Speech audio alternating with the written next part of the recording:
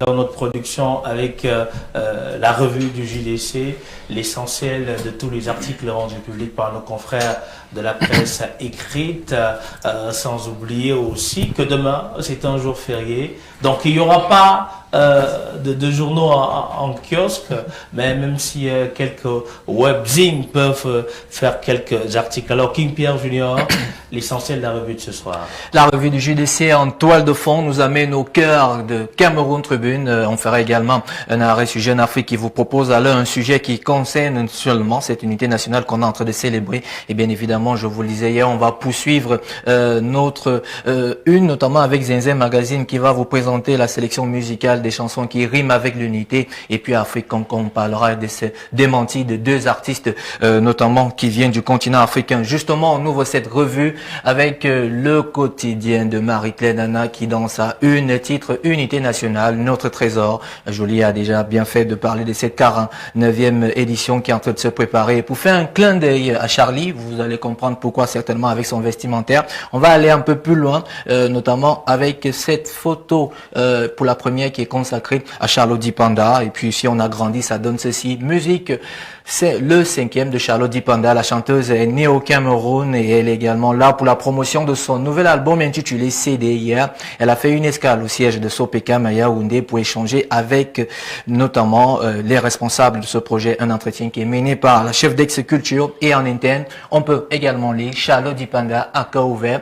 Après cette rencontre, elle s'est retrouvée notamment avec les responsables de la Sopekam, d'où vous comprenez le clin d'œil que je suis en train de faire à Charlie, qui peut-être, heureusement ou malheureusement, a également fait une publicité. Et plus bas, vous avez 5 questions qui lui ont été posées. Les 5 questions qui ont été posées par Monique Nkodo. J'ai d'ailleurs sélectionné l'une d'elles, qui concerne d'ailleurs son album. La question est intitulée « Ce 5e album intervient dans un contexte particulièrement difficile pour le monde artistique et culturel. Comment avez-vous vécu cette préparation ?» Et Charlotte qui répond, je dirais qu'avec la pandémie, tout le monde était inquiet parce que nous ne savions pas combien de temps cela mettrait, parce que nous avons perdu beaucoup de proches. Personnellement, j'ai perdu mon ingénieur de son. C'est cet arrêt-là que je voulais également que vous en sachiez. Et elle parle aussi également de cette perte de Mani Dibango qui l'a heurté, notamment dans cette production musicale intitulée CD. On va quitter Charlotte Dipanda et on reste toujours dans les colonnes du journal de l'aéroport pour vous présenter une autre actualité, insertion des diplômes. La francophonie investit près de 400 millions de francs CFA. L'Agence universitaire de la francophonie, en abrégé OEF, compte investir 400 millions de francs CFA au Cameroun. Cela s'est fait hier du côté de l'université de Yaoundé, soit au cours d'une visite de travail avec le recteur qui a annoncé une nouvelle stratégie de développement de la francophonie scientifique. Cet investissement comprend des composants employés. Et puis dans le deuxième paragraphe, curieusement, vous vous souvenez encore la semaine dernière, on recevait ici un master qui nous parlait alors de ce concours Mister Francophonie. Rassurez-vous qu'on en parle aussi également pour dire que ce positionnement de la francophonie se poursuit toujours dans les colonnes de Cameroun Tribune. Autre actualité, c'est les offres de la faculté classique examinées, la professionnalisation des enseignants. Un article qui porte d'ailleurs la signature de Sonia Omboudou. Les doyens de la faculté classique des universités d'État travaillent depuis 2 jours pour professionnaliser leur formation, présidée par le secrétaire général du ministère des Enseignements supérieurs, Wilfried Gaspard. Le séminaire compte à ce que ces responsables de ces facultés puissent s'imprégner des nouvelles stratégies, notamment en ce qui concerne le e-learning et aussi également tout ce qui tourne autour de l'actualité estudiantine. On quitte Cameroun Tribune pour retrouver encore Zinzin. Je vous ai dit hier on va faire un tour en interne. Hier, c'était également le cadre de cette parution qui nous présentait alors notamment ce qui se faisait du côté du Nord-Ouest. Et là, c'est parce que Paul a marqué un arrêt dessus que également nous, avec ces rédactions, on a marqué un arrêt pour dire qu'effectivement ici, il s'agit pas du mâchoiron, donc on peut le parler ici, il s'agit bien d'une ndomba, de la culinaire, le poisson stylé, encore appelé poisson-chat. C'est justement pourquoi l'arrêt, parce que on a fait tout un débat dessus. Un poisson d'eau douce, c'est très connu en Afrique pour sa saveur et ses vertus mystiques. J'aime bien ce mot, mystique. Allez donc savoir pourquoi. En Côte d'Ivoire, par exemple, il y a des zones où il est interdit de consommer la soulier. En pays bamileke, il est parfois utilisé pour honorer les ancêtres lors des rites coutumiers. L'intégralité de l'article est à retrouver sur Zinzin Magazine lorsqu'on parle de ce poisson alors mystique. Et puis, on reste reste toujours dans ce même magazine qui vous présente alors la fête de l'unité, les anciennes gloires de la musique camerounaise. C'est 3 figures de proue que les confrères de Zengzeng Magazine ont choisi pour présenter ces artistes-là qui ont chanté pour l'unité nationale.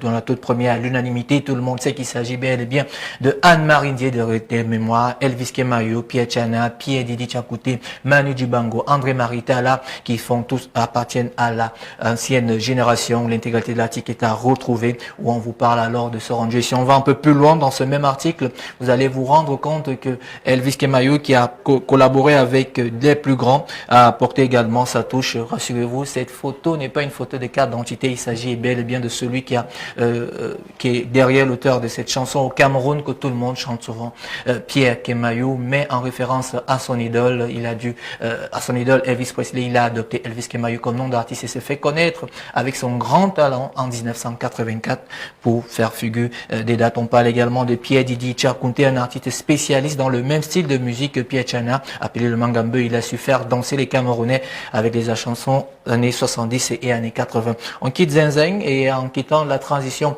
pour retrouver l'autre magazine, c'est pour parler de cette autre actualité en dehors. Vous allez carrément voir un Zengzeng Magazine en dehors de ces artistes qui appartiennent à l'ancienne génération. On retient quand même que parmi la nouvelle génération, seul et surtout un artiste qui est issu du monde du Mbolé a dû chanter pour l'unité. Et lorsqu'on parle du Mbolé, vous savez de qui il s'agit. Il s'agit ici de Petit Beaux-Arts, spéciale recommandation.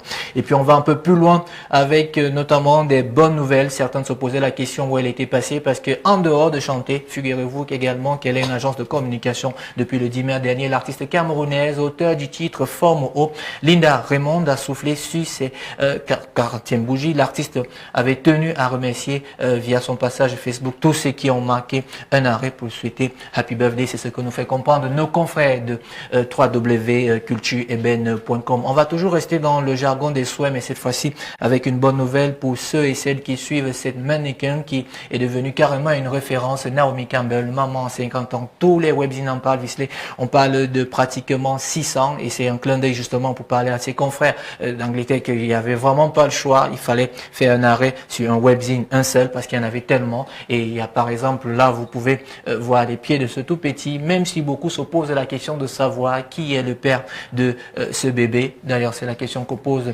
des confrères de www.Amazing World. L'intégralité de l'article est à retrouver d'ailleurs sur ce même site pour découvrir la ravissante Naomi Campbell qui a quand même de l'amour pour le Cameroun.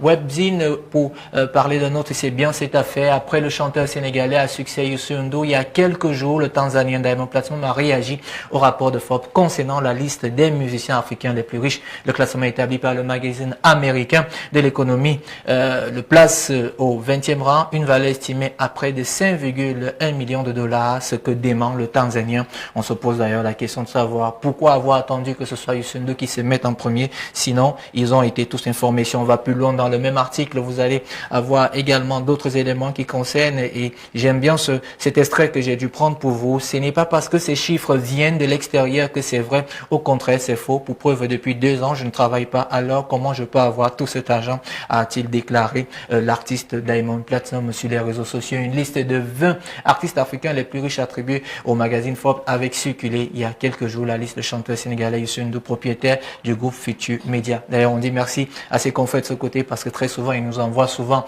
des contenus pour notre revue du JDC. On quitte Africom pour parler d'autres actualités avec Africa News, notamment avec cette exposition. C'est du côté du Sénégal. Le musée de Dakar réouvre ses portes après 1 an de Covid. Le musée Théodore Momo de Dakar a réouvert ses portes mardi soir après avoir mis à profit 1 an de fermeture imposée par le Covid-19 pour présenter ses richesses et collections d'art africain sur un nouveau jour en phase avec l'époque et le lieu. Et si on va un peu plus loin, il y a un paragraphe qui m'a un peu marqué. Il s'agit ici du droit au retour. Écoutez bien, c'est bien écrit par nos confrères. Des travaux ont été menés jusqu'à quelques heures avant la réouverture. Il aurait fallu composer des contraintes d'une vaste bâtisse qui autrefois le palais commandant de la circonscription de Dakar occulte par exemple des ouvertures à travers lesquelles la lumière écrasait les formes, et pour rendre justice à des pièces uniques comme le masque d'initiation Basseri en écorce de palmier ou cette statuette de maternité en bois du Cameroun. Pourquoi cette statuette? Parce qu'elle est en train d'être réclamée alors qu'elle se trouve du côté du Sénégal.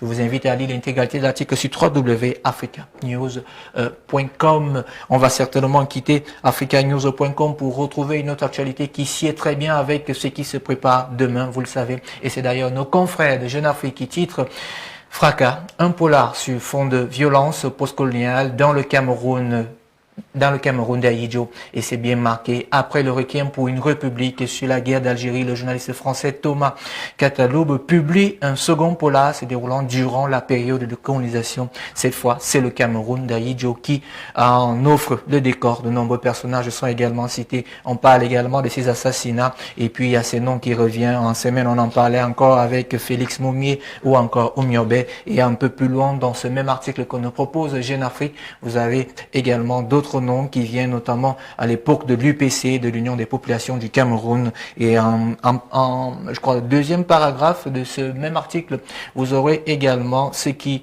ont contribué. Et puis pour rappeler que ce journaliste est spécialisé dans l'actualité internationale, qu'il a suivi pendant près de 25 ans. Donc c'est une véritable enquête, spéciale recommandation. C'est un joli papier pour ceux d'entre vous qui veulent maîtriser l'histoire. Et puis on va se dire certainement au revoir. Vous le savez, à chaque fois, je vous présente, ça ressemble à ça. Ça a un peu mis du temps pour arriver. Ça ressemble à ceci, l'ouvrage pour ceux d'entre vous qui aimeraient vous en acquérir, Polar, politique, société engagée. Vous avez également ces propos. Il y a eu des charniers d'assassinats politiques, d'utilisation du napalm, mais pourtant tout ceci est très peu connu en France. L'intégralité de l'article est à retrouver sur Jeune Afrique. Je vous assure, c'est un papier qui va vous édifier sur l'histoire et surtout pour la nouvelle génération. On va se dire au revoir avec cette recommandation que j'ai trouvée, et surtout je sais que le nom va faire parler Paul.